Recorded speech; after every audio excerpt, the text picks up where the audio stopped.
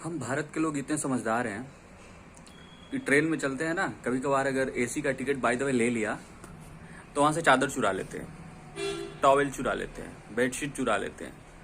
केवल इसलिए चुरा लेते हैं कि चलो कुछ तो मिला यार, ट्रेन में इतना महंगा किराया दिया, कुछ तो घर लेके जा रहे हैं। 85 रुपए के टॉवेल हो गए, क्या फर्क पड़ता है। कहीं अगर कोई चैरिटी कर रहा है, मान लो बौद्धिस्ट या बहुत सारे लोग जगहों पे बैठ के, कहीं कहीं बैठ करके, चौराहे पे बैठ के वो लोग चैरिटी करते हैं। उनका बेसिकली ये होता है कि ऐसे लोगों को खाना देते हैं जो गरीब हैं, जिनके पास खाने को नहीं है, फुटपाथ पे सोते हैं। हम वहाँ भी लाइन लगा देते हैं, जो वही 50 रुपए का मिलेगा यार, कुछ तो घर लेके जाएंगे, क्या फर्क पड़ता है। और इसके बाद भी हमारा एथिक्स सबसे हाई है, मेरा भारत महान, हम दुनिया में सबसे अच्छे हैं, हमारी रेस सबसे अच्छी है। अब आजकल एक नया मामला चल रहा है, एंटोनियो माइनो। सोनिया गांधी का नाम है एंटोनियो माइनो। बहुत ज़्यादा एक्सपोज हो रहा है मीडिया में, बहुत तरह तरह की बातें की जा रही है उसके बारे में। तो मैं ऐसे लोगों से पूछना चाहूँगा कि इटली में क्या श्रद्धा, पूजा, मानसी इस तरह का नाम होता है? अब जितना मुझे पता है नहीं होता है, वहाँ एंटोनियो माइनो ही नाम होगा। अब क्या इंडिया में किसी का नाम एंटोनियो माइनो हो सकता है?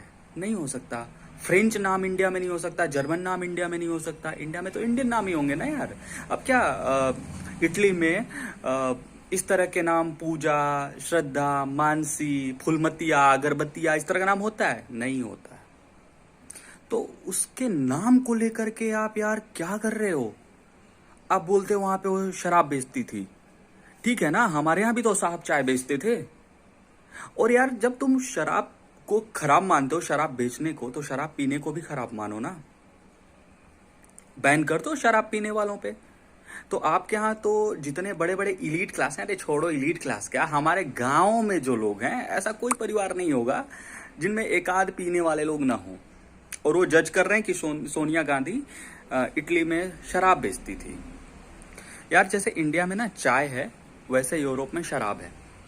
और वो काम करती थी, शराब बेचती थी, पैसे कमाती थी, अपना घर चलाती थी। उससे यहाँ की पॉलिटिक्स को क्या लेना देना है?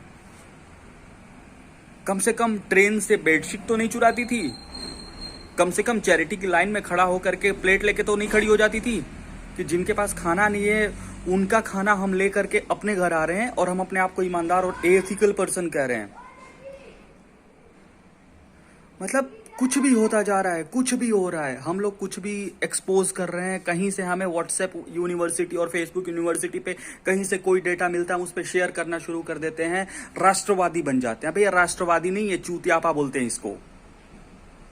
और दूसरी चीज ये जान लो कि ये ना भ्रम फैलाया जा रहा है यहाँ पे।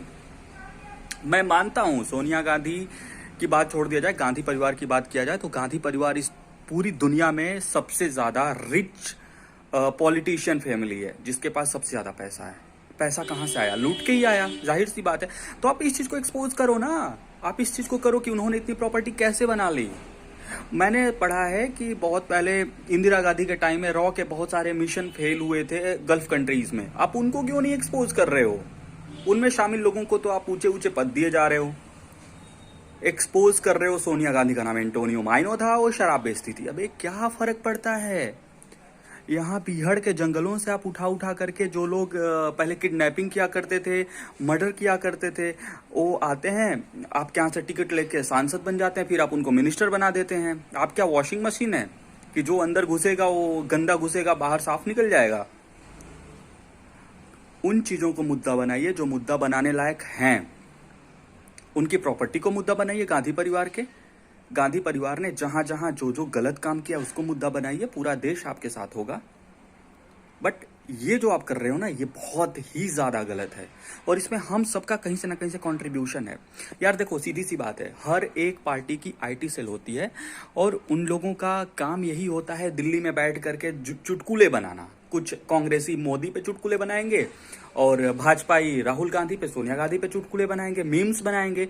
वो मीम हर जिले हर ब्लॉक में बैठे 2-4 बेरोजगारों को भेज दिया जाता है और उनको बोल दिया जाता है कि बेटा इसको तुम शेयर करो फेसबुक पे, व्हाट्सएप पे, पेजेज पे, जहां भी कर सकते हो करते रहो। वो लोग करते हैं उसके बदले में उन्हें पर शेयर पैसे मिलते हैं। जितने शेयर उनके जो पोस्ट वो करेंगे उस पोस्ट का कुछ पैसा बना हुआ है उनको करते हैं, उनको फर्क नहीं पड़ता। और अगर वो पोस्ट को शेयर करके अपने आप को सोसाइटी में बोलते हैं कि मैं राष्ट्रवादी हूं, तो राष्ट्रवादिता नहीं है, भ्रम फैलाया जा रहा है। वो एक सोसाइटी में भ्रम फैलाने का बहुत बड़ा एक चेन है जिसके वो पार्ट हैं। तो नुकसानदेह है, फायदेमंद नहीं है। आपने बोला था कि